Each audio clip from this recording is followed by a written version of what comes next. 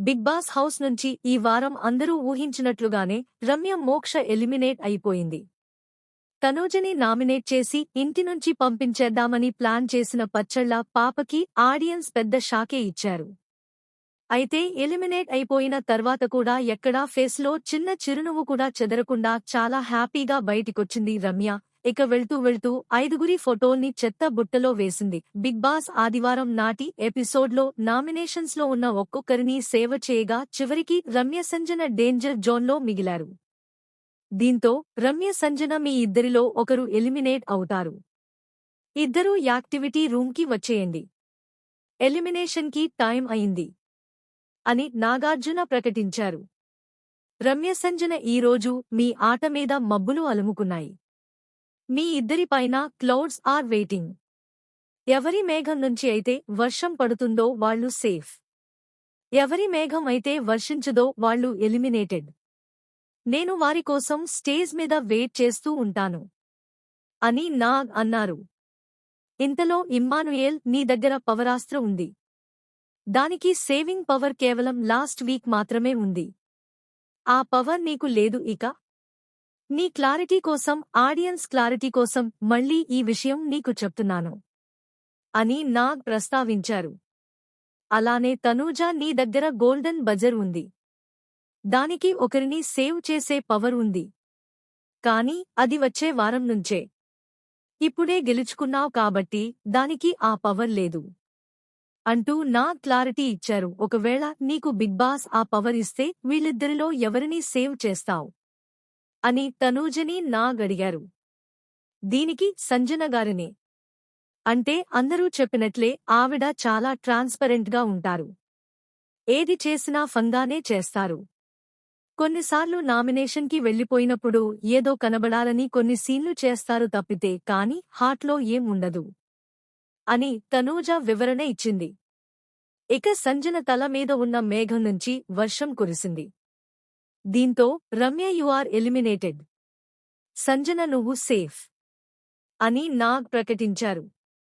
వెంటనే సంజనకి హగ్ ఇచ్చి చెప్పా కదా నువ్వు ఉంటావని అని రమ్య అంది. అప్పుడే వెళ్ళిపోతున్నావ్ ఏంట్రా అని సంజన అంటే టైం వచ్చింది, నన్ను బయట పిలుస్తున్నారు వెళ్ళాలి అని రమ్య నవ్వుతూ చెప్పింది. యాక్టివిటీ రూమ్ నుంచి బయటికి రాగానే డీమాన్ నిల్చొని ఉన్నాడు. బై పవన్ అని చెప్పేసి సుమన్ శెట్టి నుదుటిమీద కీసిచ్చి బై చెప్పింది రమ్య. ఇంతలో మాధురి వచ్చి రమ్యని గట్టిగా పట్టుకుని ముద్దు పెట్టింది. ఏడవద్దు, మీరు ఏడిస్తే నాకు ఏడుపోస్తుంది. నేను నవ్వుతూ వెళ్ళాలి. నువ్వు ఫస్ట్ ఏం చెప్పావో అలాగే చేసరేనా. Bye love you. బయటికొచ్చాక కలుద్దాం సరేనా, జాగ్రత్త. ఎక్కువ అరవకు అంటూ మాధురికి సలహాలు ఇచ్చింది రమ్య. నేను నెక్స్ట్ వీక్ వచ్చేస్తా అంటూ ఏడుస్తూ చెప్పింది మాధురి. తర్వాత తనూజ సహా అందరికీ బై చెప్పేసి రమ్య వెళ్తుంటే రే నాకు బై కూడా చెప్పవా రమ్య అంటూ రీతూ అడిగింది. సారీరా.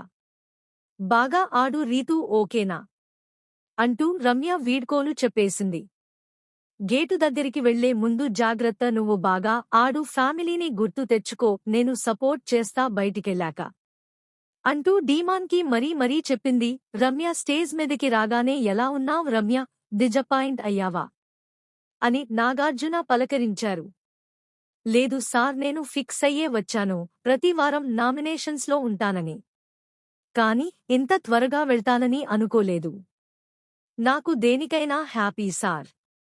ఎక్కువ అత్యాశ లేదు, ఉన్నదాంతో తృప్తిగా ఉంటాను.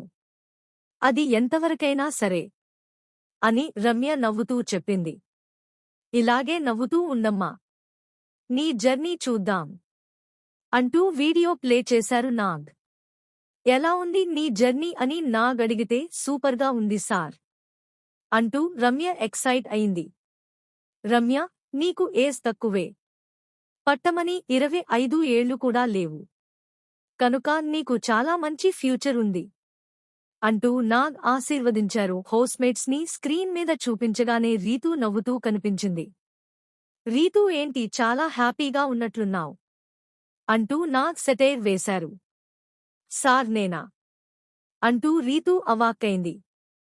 రమ్య వెళ్లే ముందు ఈ బోర్డ్ మీద 13 మంది ఉన్నారో వాళ్ల నుంచి 5గుర్ని పిక్ చేసి చెత్త బుట్టలో వేస్తుంది.